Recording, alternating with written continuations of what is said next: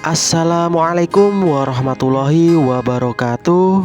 Halo sobat, berjumpa lagi dengan kami Sobat Kembang Channel.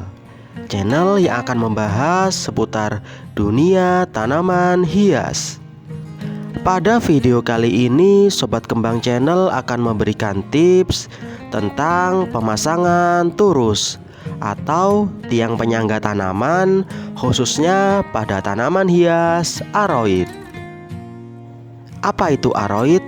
Aroid sendiri merupakan istilah untuk tanaman dari keluarga Araceae yang di dalamnya terdapat beberapa genus.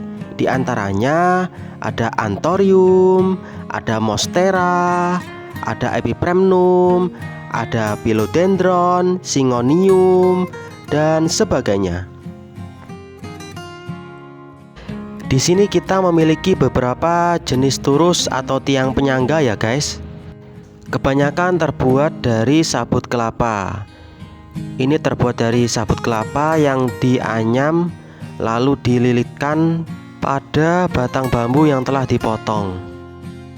Ini contoh dari turus sabut kelapa tadi yang kita aplikasikan pada tanaman hias Syngonium mojito.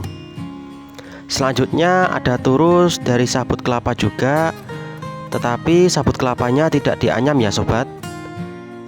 Sabut kelapanya dimampatkan lalu dikunci dengan cover jaring kawat. Ini adalah contoh aplikasinya pada tanaman hias Monstera adansoni. Akar-akar anginnya sudah menempel pada turus ya guys. Kita perhatikan.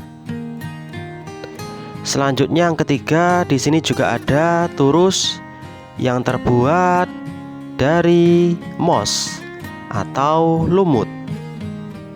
Ini adalah turus yang terbuat dari lumut atau moss yang dimampatkan, ditata lalu diikat menggunakan benang. Ini adalah contoh turus dari moss atau dari lumut yang kita aplikasikan pada tanaman hias Monstera stanleyana variegata putih. Pemasangan turus sendiri bisa kita lakukan sedini mungkin ya sobat, atau sejak awal sebelum tanaman mulai merambat.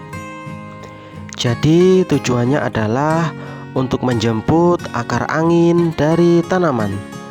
Ketika tanaman sudah mulai menyentuh turus, maka otomatis akar anginnya pun juga akan menempel, dan tanaman secara alami akan tumbuh mengikuti turus karena dia tahu kemana dia akan tumbuh. Penempatan posisi turus yang tepat juga sangat penting ya sobat. Jadi untuk turus sendiri diletakkan dengan posisi berhadapan dengan arah keluarnya akar angin.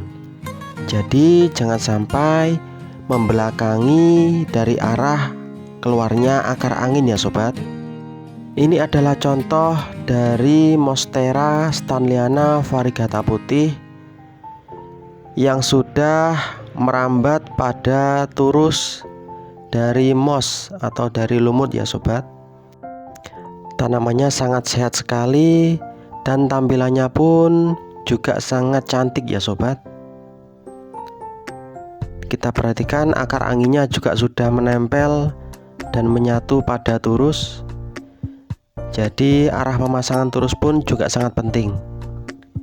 Ini contohnya pada Philodendron violin atau Philobipeni folium.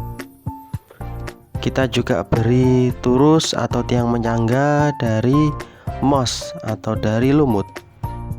Jadi ketika kita melakukan pemasangan turus, diusahakan jangan menunggu ketika tanaman sudah tinggi ya sobat. Karena ketika tanaman sudah tinggi dan akar-akar anginnya sudah banyak keluar, maka untuk menempel pada turus pun juga agak sulit biasanya. Jadi pertama biasanya kalau sudah tinggi harus kita ikat terlebih dahulu supaya bisa menempel. Yang menempel pun biasanya juga bagian-bagian atas atau akar-akar angin yang baru. Sedangkan akar-akar angin yang lama biasanya sudah tua atau mengering, tidak mau menempel pada turus. Sehingga sangat penting untuk pemasangan turus, khususnya ketika awal. Ini adalah contoh dari turus sabut kelapa yang diaplikasikan pada Syngonium mojito. Kita perhatikan akar anginnya sudah menempel ya sobat, sudah menempel pada turus. Jadi fungsi turus sendiri selain sebagai tiang penyangga, juga menjadi sumber nutrisi bagi tanaman. Karena dari akar-akar angin yang menempel pada turus, yang pasti juga akan menyerap unsur-unsur hara dan nutrisi yang berasal dari turus. Makanya sangat penting sekali untuk pemilihan turus yang alami dan yang tepat ya sobat, sehingga bisa lebih memaksimalkan kesehatan dan tampilan dari tanaman hias kita. Ini adalah contoh dari Philodendron Ataba bonsai yang kita beri tiang penyangga atau turus yang berasal dari moss. Kita perhatikan untuk akar angin yang mau tumbuh, posisinya sudah pas dan berhadapan dengan turus ya sobat. Jadi harapannya ketika sudah tumbuh dan memanjang, langsung dapat menempel atau berpegangan pada turus kita. Selanjutnya di sini juga ada Monstera borsigiana. Tanamannya cukup sehat. Untuk akar anginnya pun juga sudah keluar ya sobat. Kita perhatikan sudah mulai berpegangan atau menempel pada turus yang sudah kita pasang. Jadi memang ketika pemasangan turus sudah tepat, akar angin pun juga akan mengikuti. Dia akan tahu kemana dia akan tumbuh. Jadi tidak usah diarahkan ya sobat, tinggal kita tunggu aja untuk pertumbuhannya. Untuk next plant ada Monstera jana bolong atau Monstera adansoni. Di sini kita perhatikan kita memakai turus yang terbuat dari sabut kelapa. Sabut kelapa yang kita kasih cover atau kita kasih penutup dari jaring kawat. Akar-akar anginnya juga sudah menempel ya sobat, bahkan sudah masuk ke dalam turus. Untuk turus ini sendiri memiliki kekurangan, yakni ketika tanaman atau akar angin sudah menempel dan masuk ke dalam turus, maka akan sulit untuk kita lakukan perbanyakan.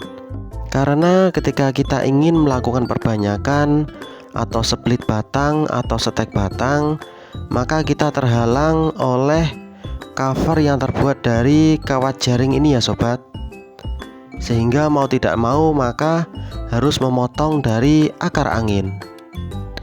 Ini juga ada turus yang serupa yang kita aplikasikan pada tanaman Anthurium tuit.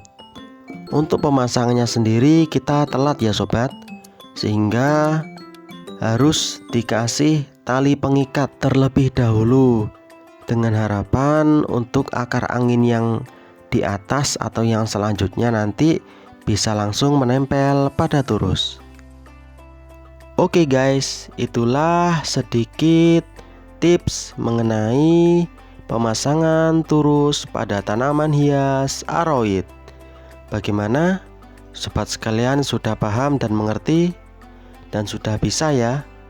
Yang pastinya sudah paham mana turus yang bagus dan mana turus yang kurang bagus, serta untuk teknik pemasangannya. Semoga bermanfaat ya sobat. Sekian video kita kali ini, dan sampai jumpa pada video selanjutnya. Wassalamualaikum warahmatullahi wabarakatuh. Sekian, terima kasih.